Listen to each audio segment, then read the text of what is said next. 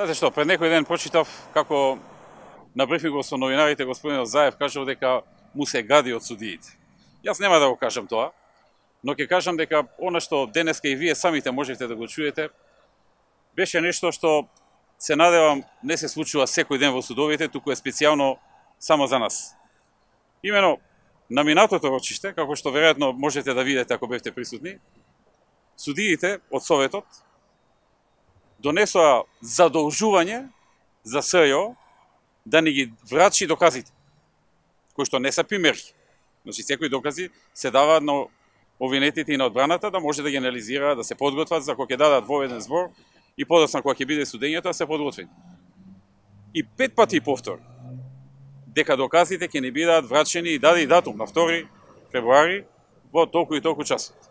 Не само што не ги врачи доказите, туку денеска судиите си ја поништија својата одлука, односно задолжувањето што го дадоа на СЈО, без никој да им го бара тоа. Ниту СЈО го побара, барем јавно не, можеби зад кулисите го побарале, зад завесите што се вели, ниту пак ние го побаравме. Си донесоа одлука самите да си ја поништа собствената одлука од пред 14 дена. И затоа мојата реакција беше дека веќе ова станува фарса, станува пазар. На ништо не личи. Но зошто до сега не едно рочиште носат една одлука по 14 дена. Во услови кога законот не се сменува, истиот е закон. Истиот судија си ја популкува својата одлука. И си донесува обратна одлука од таа што е донел претходниот пат. Ме разбирате? Тоа е тоа што реагирав, се извинувам, да завршам го. Тоа е тоа што реагирав во правец дека ова судење станува фарса и сите овие судења. Стануваат една тешка фарса и го кажав тоа што го слушнавте дека ако веќе ја донеле одлуката во глава, според начинот како се водат судењата, се чини како да е донесена одлуката во глава, нека не третираат, нека си ја прочитаат пресудата, да знаеме што е. Тоа е тоа. Зошто до сега ги немате слушано? И забележувате... Иако ви е понудена таа можност да одговорите ми на тоа прашање, и забележувате дека нас ни закажуваат на неколку дена рочиште, а на Заев на 2 месеци. Например, за следната недела, за 3 различни предмети, имам од понеделник до петок секој ден рочиште. А на Заев му закажуваат на 2 месеци. При што понекогаш кога нема како да се одложи, самиот обвинител бара начин како да се одложи и замолува да се одложи. Тој што го обвинува. Значи, тотална фарса. Тотална фарса.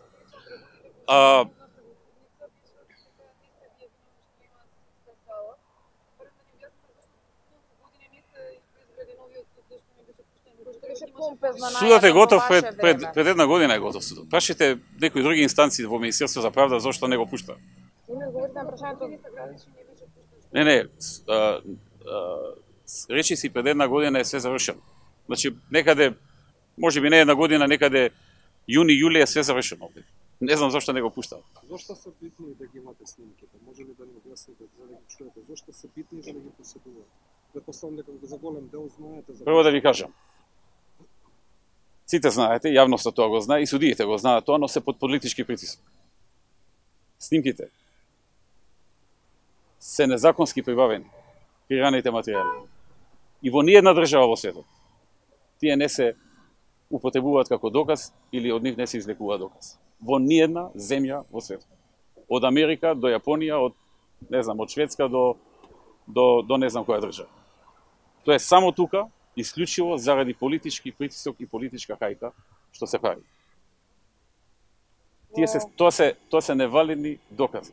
И токму затоа ние во фазата на истрагата одбивавме да ги слушаме, затоа што јас е незаконно. Член 12 на законот за кривична постапка многу јасно кажува. Мислам да ни го даде, а ние да го напишеме законот својрачно, не можеме подобро и појасно да го напишеме. Бидејќи во него многу јасно стои дека секоја незаконски прибавена снимка, независно дали е аудио, дали е видео, не може да биде доказ во судска постапка. И сега под политички притисок, немајќи никакви други докази, судот донесе одлука, апелациониот суд донесе одлука да станат тие некакви докази. Тоа е смешно, тоа го нема никаде, тоа е фарса. Не разбирате. И сега викаме добро, кога више ги правите докази, дајте ни ги доказите. Има некој закон, ако се примерки, значи со наредба од суд и така натаму, не може да ви ги дадат, туку мора да ги слушате во судот. Овие не се примери. И судот нема никакво образложение зашто не ги дава. Освен што обвинителството не им го дава тоа затоа што можело да се компрометираат, може да се манипулира со снимките. Ви благодарим. Ние тоа одамна го зборуваме дека може да се манипулира и да се компрометираат снимките, но ни говореа дека тоа не е можно. Сега испадна дека можело да се смена снимките, да се компрометираат, да се изманипулираат и затоа не ни ги давале. Тоа е смешно образложение што ни го прават. Дали ќе доаѓате во судот да ги слушате снимки? Ќе видиме тоа.